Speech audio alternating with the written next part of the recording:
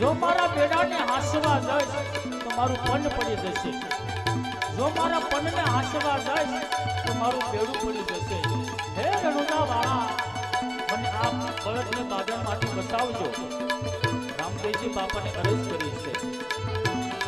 ત્યારે એ બેડું આજ આકાશમાં ઉપર રહી જાય છે. બળદની બાજડ પણ આજ બંધ થાય છે. રૂપે બેઠા બેઠા રૂપાદેવ જોવે છે અને બળદ ચાટી ચાલે નીકળ્યા છે.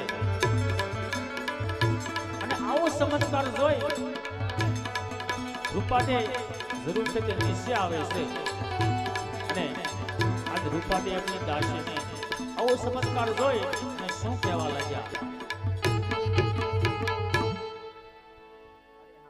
આ કેવો ચમત્કાર કે આજ મારી દાસી બેડું હવામાં રહી ગયું અને એવી રીતે એનામાં શું શક્તિ હશે તો લાવ્યો એને પૂછું.